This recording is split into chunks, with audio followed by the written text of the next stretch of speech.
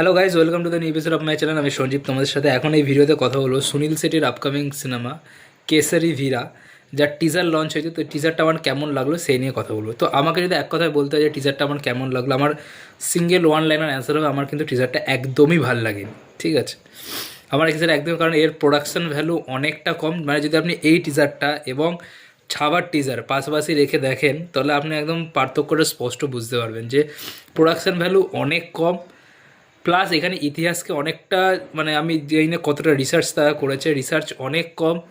এবং যে ক্যারেক্টারটা এখানে প্লে করছে সুরজ পাঞ্চলি, সেই ক্যারেক্টারটা আমি বলবো গিয়ে আগে ভিডিওতে আগে।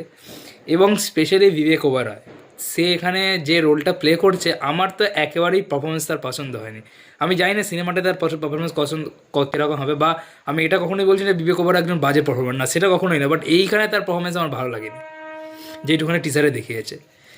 তো এবার আসি টিজারটার আগে বিষয়বস্তুটা।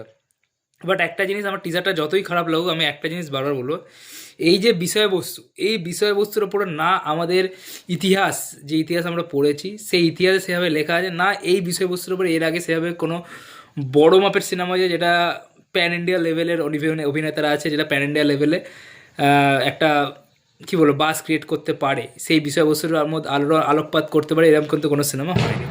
তো এই সিনেমার বিষয়বস্তু হচ্ছে invention in Somnath temple. Yes, হিন্দুদের যে সোমনাথ টেম্পল আছে রাজস্থানে, সেই রাজস্থান বলি সরি গুজরাটে, মহাদেবের মন্দির, সেই মহাদেবের মন্দিরে ইনভেনশন করেছিল বিভিন্ন সময়। মোট 4বার ইনভেনশন হয়। ফার্স্ট ইনভেনশন করা হয়েছে মাহমুদ গজনি 1026 খ্রিস্টাব্দে। তারপরে 1299 খ্রিস্টাব্দে আলাউদ্দিন খলজির একজন সৈনিক ছিল কি, আলাউদ্দিন খলজি প্রবাবলি করেছিল। এবং তারপরে করেছিল হচ্ছে আপনার উলজুক খান বলে একজন করেছিল 1395 খ্রিস্টাব্দে। এবং লাস্ট করেছিল হচ্ছে অরঙ্গজেব 1706 বা এরম সময় অরঙ্গজেব করেছিল। তো 4বার টোটাল ইনভেনশন হয়। এবং পুরো প্রায় মানে এত পরিমাণ ধন সম্পত্তি শুধুমাত্র সোমনাথ টেম্পল থেকে বিভিন্ন সময় লুণ্ঠন করা হয়েছে, এবং এই সোমনাথ টেম্পল জ্বালিয়ে দেওয়া হয়েছে, ধ্বংস করে দেওয়া হয়েছে, মানে বহু অত্যাচার করা হয়েছে। এবং সবথেকে বেশি ছিল হচ্ছে মানে ক্ষতি হয়েছিল মাহমুদ গজনির আমলে, এবং তারপরে হচ্ছে আলাউদ্দিন খলজির আমলে। ঠিক আছে, মাহমুদ গজনির আমলে প্রায় 50,000 ডিভোটিকে মেরে ফেলা হয়েছিল। ঠিক আছে, এবং বাট এই ইতিহাসগুলো কিন্তু কোনোদিন আমরা শুনেছি যে মোহাম্মদ গজনি 17বার ভারত আক্রমণ করেছিল, বহু ধন সম্পত্তি তিনি লুণ্ঠন করে নিয়েছেন, তিনি সোমনাথ মন্দিরে হামলা করে, কিন্তু যে কী ধরনের অত্যাচার তিনি চালিয়েছিলেন এইটা কিন্তু কোনো জায়গায় ব্যাখ্যা করা নেই।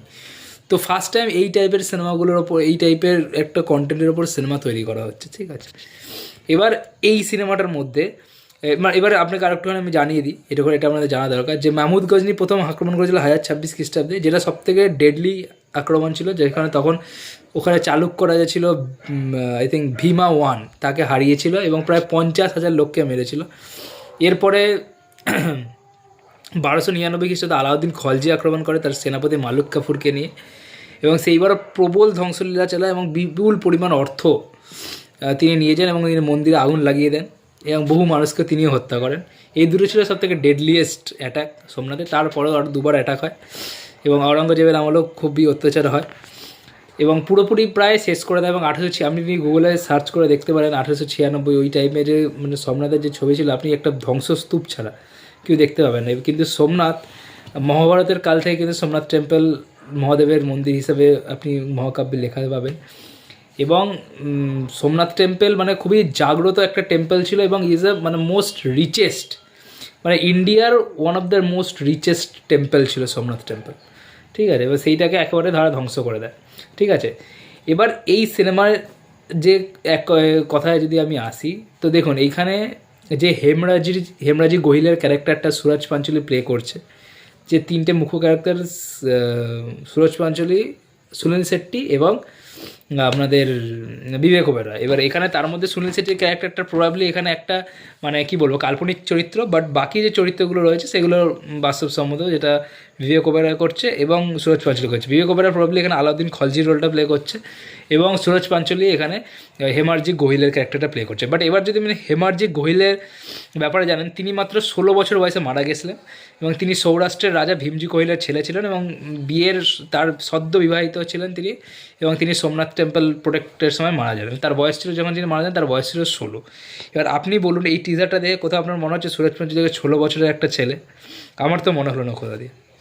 প্লাস এই টিজারের মধ্যে দেখালো কামানের কামান দিয়ে তোপ দাগা হচ্ছে।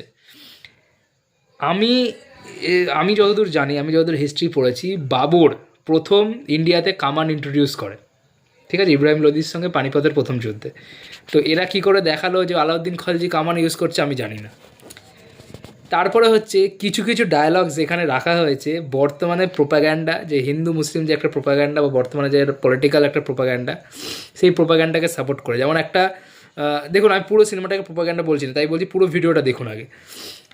একটা ডায়লগ আছে সুনীল শেট্টির ইয়েতে, যে ডায়লগটা খুব ইম্প্যাক্টফুল ডায়লগ, ওই পুরো টিজারের মধ্যে ওই একটা ডায়লগই খুব ইম্প্যাক্টফুল, যে जब जब कोई पाक हमारे हिंदू मंदिरों की ओर देखेगा तब तक एक हर हिंदू का खून खौल उठेगा, ঠিক আছে। তো ডায়লগটা ভালো, কিন্তু ডায়লগটা কিন্তু বর্তমানে বিভিন্ন রাজনৈতিক ঘটনা বা বিভিন্ন রাজনৈতিক দল যে একটা যে বর্তমানে ভারতে একটা যে হিন্দু প্রোপাগ্যান্ডা যে চলছে, প্রোপাগ্যান্ডা না, দেখুন এটা আমাদের হিন্দু রাষ্ট্র, বাট এখন যে জিনিসটা নিয়ে খুব মাতামাতি হচ্ছে, তো সেই জিনিসটাকে কিন্তু সাপোর্ট করে এই ডায়লগগুলো। বা লাস্টের যে ডায়লগটা আলাউদ্দিন খলজির রূপী বিবেক অগ্নিহোত্রী বলছি, সরি, আপনার বিবেক ওবেরয় দিচ্ছে, যে हिंदू हिंदू नस्ल का पूरा ख़त्म कर दूंगा, हिंदू मंदिर की हिंदुओं का टुकड़े टुकड़े कर दूंगा, सोमनाथ का टुकड़े टुकड़े कर दूंगा, हिंदू हर एक हिंदू नस्ल को ख़त्म कर दूंगा। এই ডায়লগগুলো কিন্তু একটু আমার যতদূর মনে হলো একটু প্রোপাগ্যান্ডাকে সাপোর্ট করে করা ডায়লগ। কারণ দেখুন এখানে একটা জিনিস আপনাকে মাথায় রাখতে হবে, মাহমুদ গজনি হোক বা আলাউদ্দিন খলজি হোক, এরা কিন্তু কেউই আপনার এই যে হিন্দু নাসেলকে ধ্বংস করার জন্য কিন্তু সোমনাথ আক্রমণ করেনি। মাহমুদ গজনি যতবার সোমনাথ আক্রমণ করেছে, দুবার আক্রমণ করেছিল, দুবারই আক্রমণ করেছে কিন্তু ধন সম্পদ লুটের জন্য।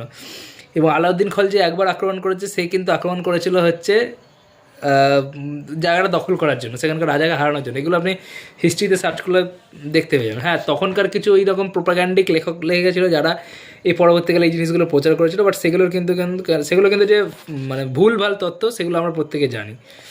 বাট আসল জিনিস কিন্তু তারা লুণ্ঠন এবং সাম্রাজ্য বিস্তারের জন্য হামলা করেছিল। বাট এইখানে কিন্তু জিনিসটাকে পুরো উল্টো রকম দেখানো হয়েছে। এখানে দেখানো হয়েছে যে তারা হিন্দুদের মন্দির ধ্বংস করার জন্য আক্রমণ করেছে। হ্যাঁ, এটা ঠিক যে তারা হিন্দু মন্দির জ্বালিয়ে দিয়েছে, মূর্তি ধ্বংস করেছে, প্রায় প্রচুর লাখ লাখ লোককে মেরে ফেলেছে, এগুলো বাস্তব কথা। কিন্তু এগুলো কিন্তু এইটা কখনোই না যে হিন্দুদের মারার জন্য করেছে, আমি যতদূর জানি যে হিন্দুকে ধ্বংস করার জন্য করেছে।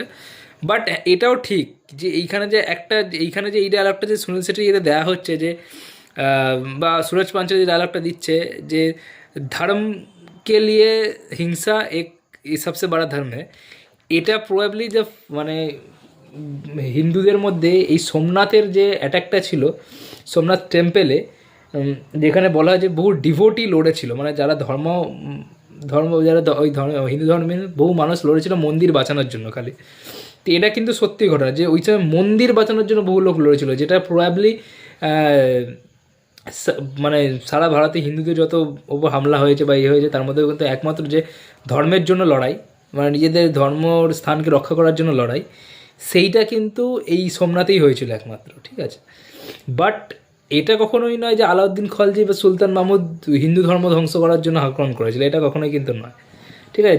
যেটা আহমদ শাহ আবদালি বা তৈমুরুল্লং এরা করেছিল, সেটা কিন্তু এই মোহাম্মদ গজনি বা আলাউদ্দিন খলজি করেননি কখনোই, ঠিক আছে। তো এই জিনিসটা এখানে ভুল দেখানো হয়েছে। বাট ওভারঅল দেখুন টিজারটা দেখলেই আপনি বুঝতে পারবেন, যেমনটা প্রথমে বললাম, মানে অনেক জায়গায় দেখে সিরিয়াল টাইপের মনে হচ্ছে। কিছু কিছু সিন ভালো, যেমন একটা সুনীল শেট্টির একটা অ্যাকশন সিন আছে, হাতের এখানে একটা কী দিয়ে মেরে হাতে চিড়ে নিল, ওইসব সিন কিছু ভালো লাগছে। একটা সেই বড়ো শিব ঠাকুরের মূর্তির সামনে দিয়ে ঝর্ণা, ওই সিনটাও ভালো লাগছে দেখতে। বাট বাকি যেসব সিনগুলো আছে অতটাও আমার মনে হলো না কোনো জায়গায় প্রোডাকশান ভ্যালু খুব বেশি। মিউজিকও খুব একটা ভালো কিছু ওয়ার্ক করেনি মিউজিকের কাজ। এবং ডায়লগগুলোতে ওই একটা ডায়লগ ছাড়া, সুনীল শেট্টির যে ডায়লগটা, ওই ডায়লগটা ছাড়া বাকি কোনো ডায়লগই কিন্তু গুজবাম দিচ্ছে না। আর সবথেকে বেশি আমার নেগেটিভ পয়েন্ট লাগলো হচ্ছে বিবেক ওবেরয়কে এখানে, কারণ তার ডায়লগটা তাকে এই যে যেমন দেখবেন ছাবাতে যেইটুখানি আপনাকে অরঙ্গজেবকে দেখিয়েছে, আপনার কিন্তু ভয় লাগবে দেখলে তাকে।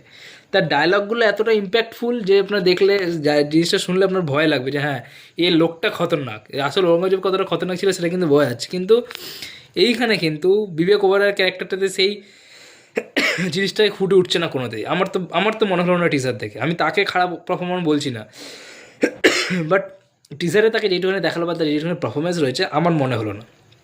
বাট দেখা যাক ট্রেলার আসলে কেমন হয়। ওভারঅল আমার কিন্তু ভালো লাগেনি, বেশ কিছু জিনিসের প্রোপাগ্যান্ডিক জিনিসপত্র আমার মনে হয়েছে, আবার বেশ কিছু জিনিস ঠিকঠাকও লেগেছে ডায়লগ। বাট একটা মিক্স, মানে যেরকম বললাম যে কিছু কিছু জিনিস বর্তমান পরিপ্রেক্ষিতে করা হয়েছে এবং কিছু কিছু জিনিস ন্যাচারাল দেখানো হয়েছে। তো দেখা যাক, ট্রেলার আসে, এটা সম্বন্ধে আরও বোঝা যাবে। তো আপনারা যারা যারা দেখলেন তাদের কেমন লাগলো আমাকে কমেন্ট করে জানাতে পারেন। ভিডিওটা ভালো থাকলে অবশ্যই লাইক করবেন, চ্যানেল সাবস্ক্রাইব করে দেবেন। Thank you.